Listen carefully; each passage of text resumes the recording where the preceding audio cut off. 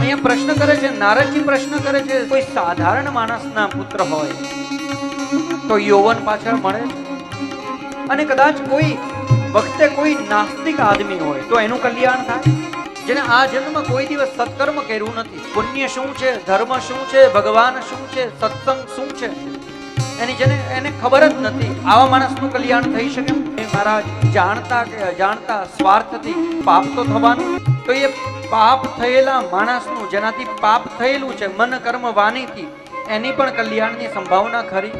એટલા માટે એક સુંદર કથા બતાવી, આત્મદેવનું ઉદાહરણ બતાવ્યું છે.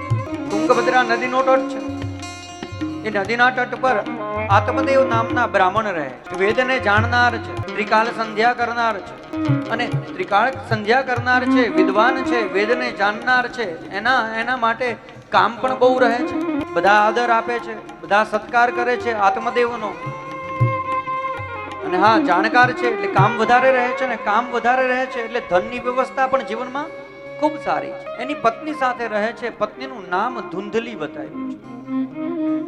મહાપુરુષો કહે કે ભાગવતની કથા જે છે એ સમાધિ ભાષામાં, આત્મદેવ એટલે કે આપણો આત્મા છે, અને ધુંધલી એટલે આપણી બુદ્ધિ છે. આ આત્મદેવ ખૂબ જ સુખી છે, ખૂબ જ સંપન્ન છે, વેદયુક્ત છે, ત્રિકાળ સંધ્યા કરનાર છે, ગાયત્રીના ઉપાસક છે, ખૂબ કામ રહે છે, આખું નગર એને સન્માન આપે છે, માન આપે છે. પત્ની છે ધુંધલી, લગ્નને ઘણા વર્ષ થયા છે.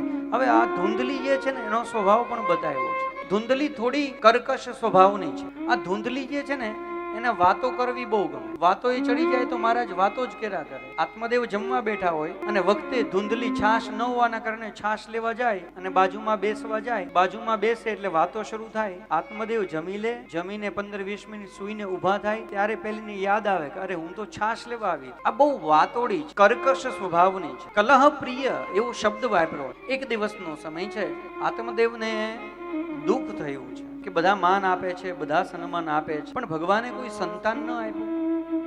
પત્ની પણ આવી તો એવી કર્કશ સ્વભાવની.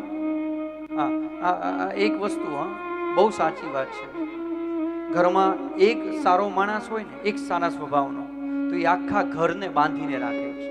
એક સારા સ્વભાવનો હોય તો, અને એક દુર્યોધન થાય ને મહારાજ તો બધું જ નષ્ટ કરી નાખે. એમ આત્મદેવ તો સારા છે, પણ એ વિચારે છે કે એક કોઈ સંતાન હોય. એક દિવસ આત્મદેવને દુઃખ થયું છે સંતાન ન હોવાના કારણે.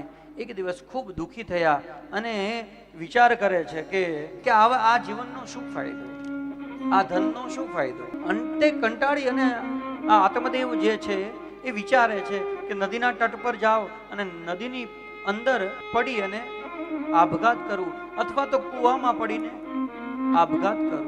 આત્મદેવ ગયા છે ઘરથી દૂર, એક નદીના તટ પર ઊંચાઈ પર ઊભા છે. એવા સમયની અંદર ભગવાનને કરવું ખબર નહીં, ભગવાનની માયા, એક સાધુ સામેથી આવી અને આત્મદેવ બ્રાહ્મણનો લિબાસ છે એટલે આત્મદેવને પૂછે છે, ભૂદેવ કેમ છો, શું કરો છો અહીંયા? અને કારણ કે આત્મદેવ આપઘાત કરવા જાય છે તો એની બિલકુલ તમે ચિંતામાં હશો તો પણ ઓળખનાર, સામે ઓળખનાર હોવું જોઈએ. તમે પ્રસન્ન હોય તો પણ તમને ઓળખી લે, અને તમે ચિંતામાં હોય તો પણ તમને ઓળખી લે સામે માણસ. એટલે આ સાધુ છે એ જાણી ગયા.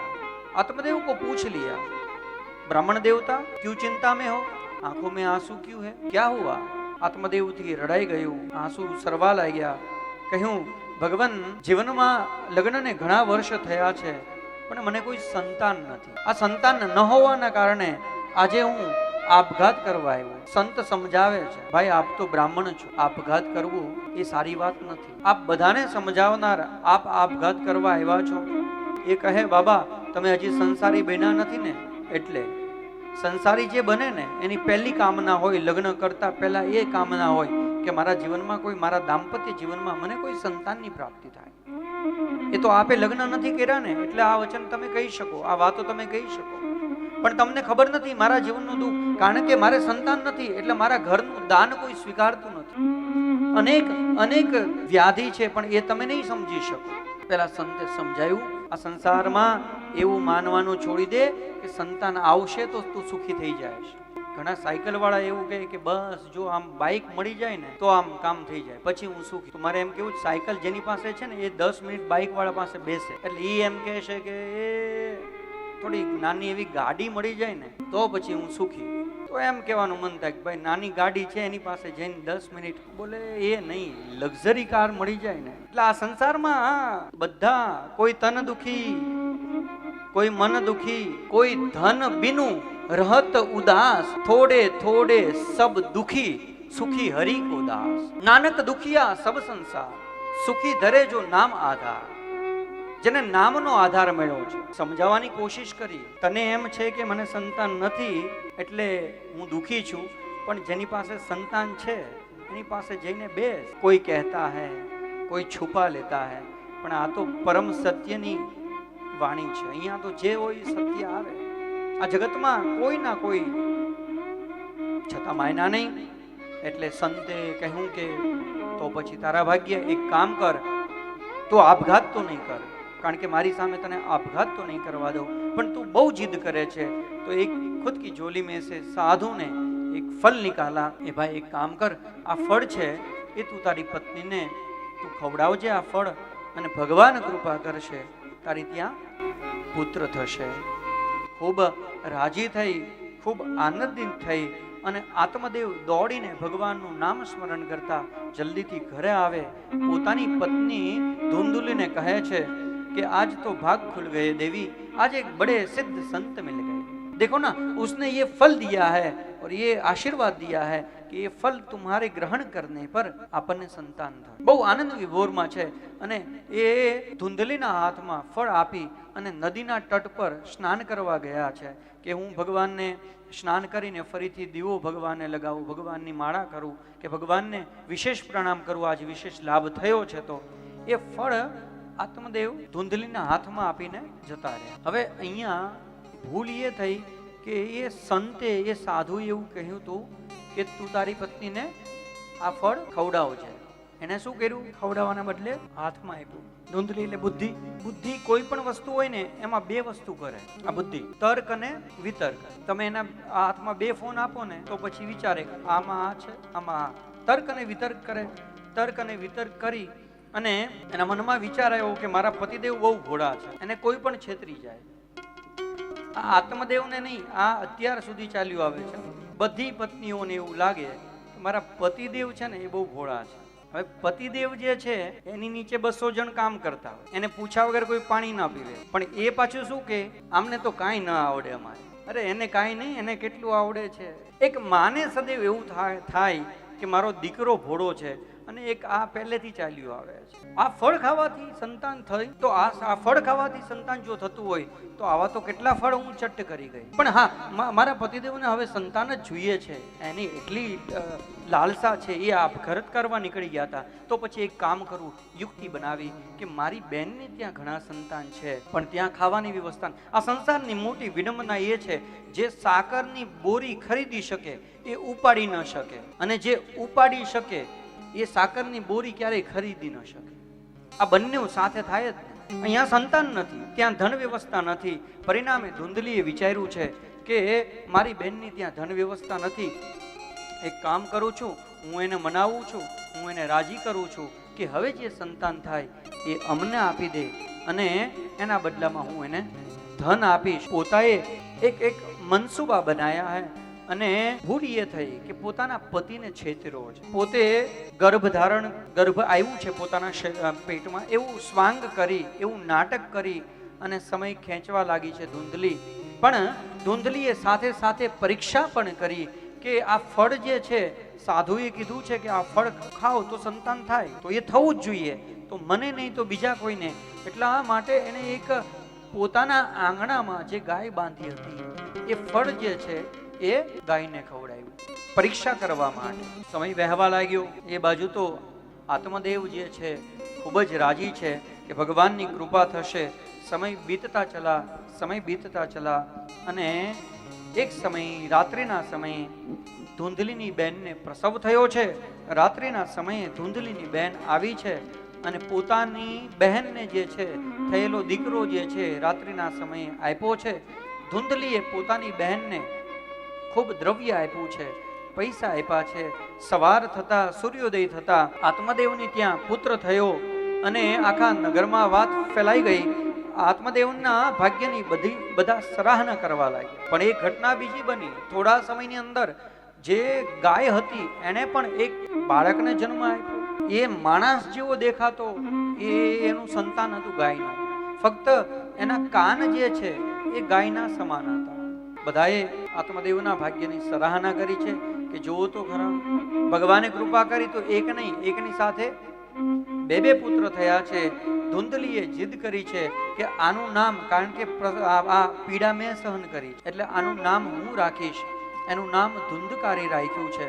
અને બીજો પુત્ર જે છે, જે ગાય જેવા કાન જેના છે, એનું નામ ગોકર્ણ મહારાજે રાખ્યું છે.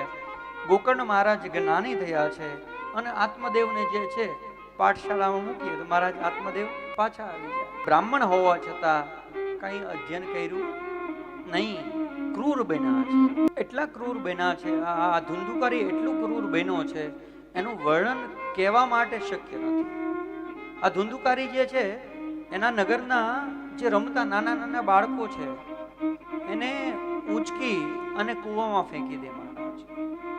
એ વ્યસની થયો છે, દુરાચારી થયો છે, મદિરા પાન કરનાર થયો છે, વ્યભિચારી થયો છે. અને એક સમય એવો થયો કે હવે આત્મદેવનું બધા જ એના નગરમાં સન્માન કરતા હતા.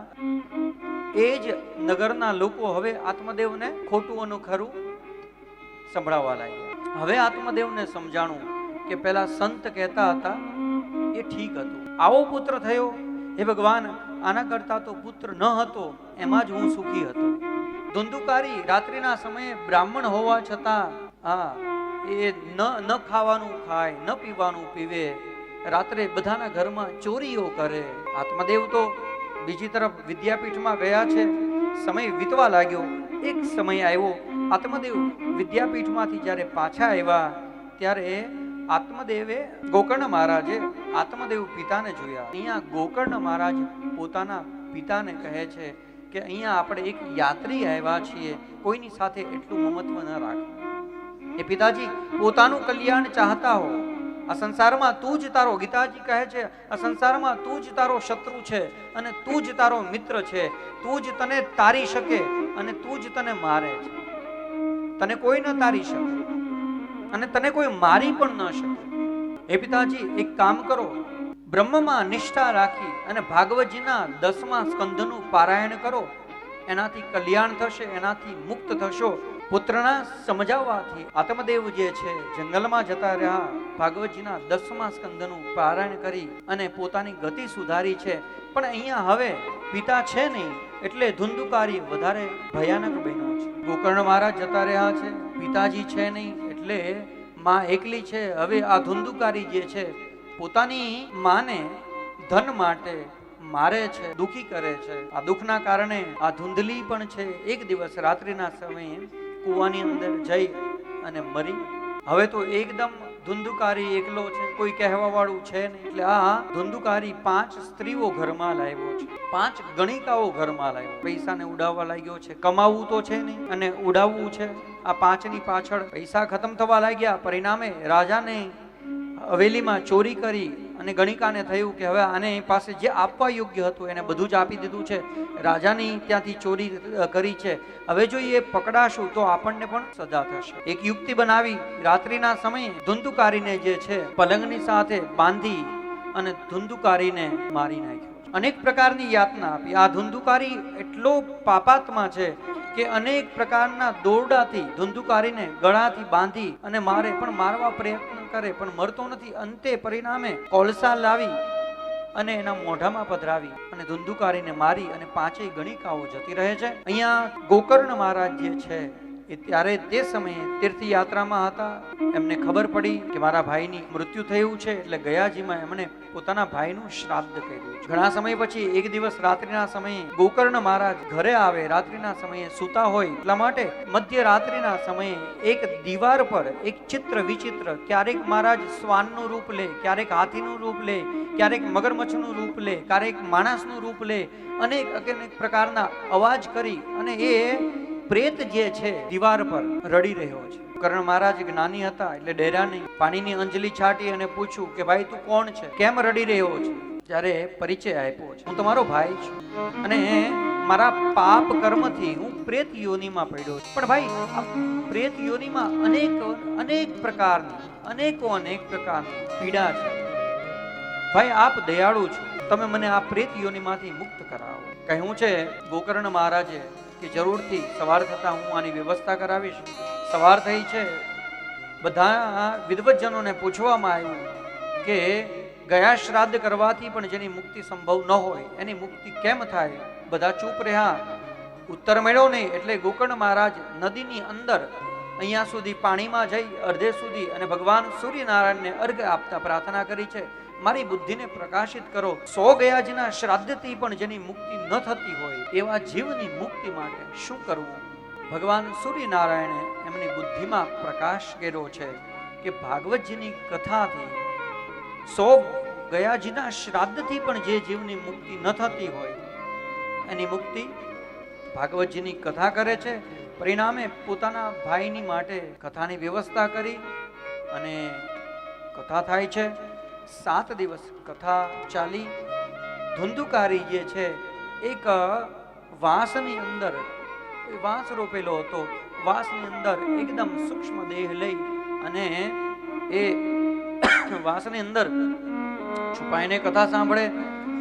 એક દિવસ થયો તો વાંસની અંદર રહેલી ગાંઠ એક તૂટી, બીજા દિવસે બીજી તૂટી, એવી રીતે 7 દિવસની કથા પૂર્ણ થતા 7 ગાંઠો જે છે એ તૂટી અને એમાંથી એક દિવ્ય પુરુષ જે છે જેમણે પિતાંબર પહેર્યું છે, જે ખૂબ ભગવાનની સમાન દેખાઈ રહ્યો છે, એ ધુંધુકારી ભાગવતજીની જય કરતા બહાર આવે છે.